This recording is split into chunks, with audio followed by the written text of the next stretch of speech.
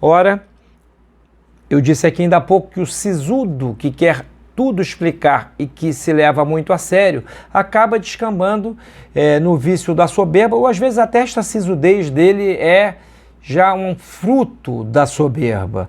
Então, em contrapartida, a pessoa bem-humorada, a pessoa que sabe brincar, ela entende a sua própria pequenez com muito maior facilidade, né?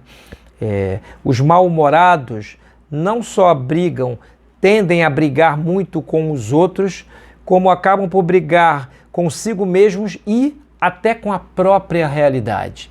Quem se leva demasiadamente a sério acaba por torcer a realidade para afirmar aquilo que pensa. Leiam as páginas do nosso querido Leonel Franca a respeito de Kant, por exemplo.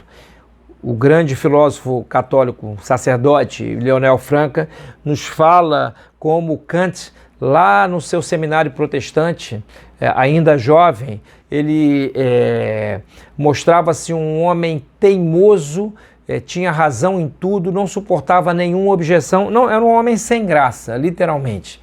Um homem sem graça, e essa sua, entre aspas, sem gracice, digamos assim, acabou por resultar numa soberba habitual que se reflete em muitos dos seus textos, né? Quarto ponto, aguçamento da inteligência, tanto dos jovens como das pessoas adultas, mas sobretudo dos jovens, né? Nada como uma criança, seja no ambiente familiar, seja no ambiente escolar, ter contato com pessoas bem-humoradas. Isso vai lhes dar um aprendizado que virará um patrimônio imaterial inalienável delas. Então, reiteremos aqui com Santo Tomás e com outros autores, como Alcuino, aqui mencionado em sua carta ao imperador Carlos Magno, que é muito importante, desde tenra idade, a criança ter contato com pessoas bem-humoradas. A inteligência dessas crianças, ou das crianças formadas por pessoas que tenham sentido de humor profundo, é mais aguçada. Combate ou cura da ansiedade e do medo. Ora, muitas vezes nós levamos os nossos próprios medos também demasiadamente a sério, mesmo quando são fantasmas da nossa imaginação, e o sentido de humor nisto também ajuda um bocado.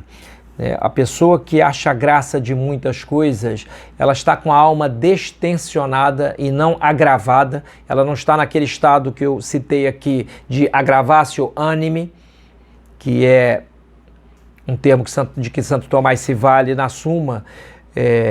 A pessoa de bom humor, ela é mais expansiva, ela está mais dilatada, tem uma dilatação da alma, diferentemente da pessoa que descamba em muita ansiedade ou medo e se fecha, engessa a dinâmica da alma e piora o seu estado psíquico necessariamente. Só para não perdermos a contagem: alívio das dores e tristezas, profilaxia contra o tédio, estímulo a um senso de proporções realista, aguçamento da inteligência, sobretudo dos jovens, combate ou cura da ansiedade ou do medo. E agora, estímulo ao desenvolvimento da imaginação. A pessoa que tem a imaginação fértil tende ao bom humor naturalmente. O bom humor vira em quem tem a imaginação bem formada como que algo connatural à pessoa. Daí a importância das fábulas, estamos falando aqui também de pedagogia infantil, das histórias em que as crianças são levadas a um terreno de irrealidade realista, digamos assim. Irrealidade realista porque, embora sejam coisas que não sucedem de fato na realidade, elas têm um profundo sentido moral, e a moral é o ser do homem, como eu disse ainda há pouco, seguindo nisto a Santo Tomás. Então, as fábulas, elas são realmente, elas se valem de coisas irreais para alcançar o âmago da realidade com a lição de moral. La Fontaine é um exemplo, Esopo na antiguidade é outro. Então, ter a imaginação fabulosa no sentido, na acepção do termo, é algo que não só é causado muitas vezes por um sentido de proporções realista que vem acompanhado do bom humor, como também gera situações bem-humoradas. Mais um, descanso para a mente. Já foi dito aqui com o próprio Santo Tomás, na questão 168, da Secunda e da Suma, que uma das consequências do bom humor na alma de alguém é descansar a mente. Nós não podemos ficar fixados em algo por tempo prolongado. Esta ditadura sanitária que foi imposta ao mundo com diretrizes rigorosíssimas, ditadas por organismos internacionais, ela fez as pessoas não só perderem o senso de humor, como descambarem em situações desesperadoras. Então, o senso de humor sempre é uma defesa psíquica, desde que não descambe nos vícios que eu vou enumerar daqui a pouco. Por fim, que eu menciono aqui, manutenção das tensões num padrão suportável. Ou seja, às vezes a vida se nos afigura insuportável. Porém, o senso de humor traz-nos a um patamar de aceitação de dores e tristezas ao constatarmos sempre algo de patético nas situações humanas, como eu mencionei ainda há pouco. Então, esta é uma das consequências que eu enumerei aqui. Muitas delas tirei aqui da minha cabeça como corolário da leitura do texto de Santo Tomás. Vícios no brincar, que Santo Tomás aponta na referida questão: deleitar-se com palavras ou obras torpes.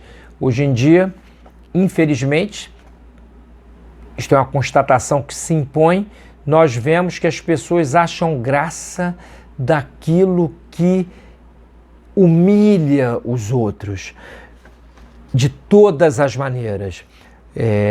Isso é um sinal bastante ruim, é um sinal deletério.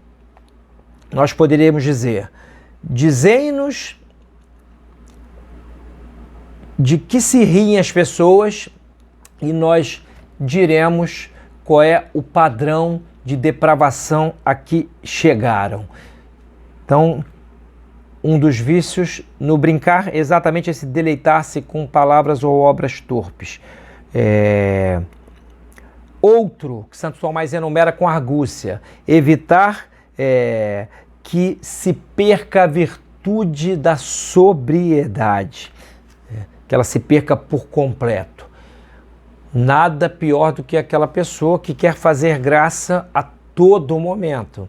Ela não só acaba por perder a graça, como acaba por cair em desgraça, no sentido teológico do termo, porque ela perde o respeito pelas demais pessoas e perde o respeito por si mesma, com a sua anuência a vários vícios mentais que refluem direto ou indiretamente para o corpo. Então, Santo Tomás aconselha nesta passagem da Suma a que as pessoas procurem que as brincadeiras se acomodem às circunstâncias e à dignidade das demais pessoas.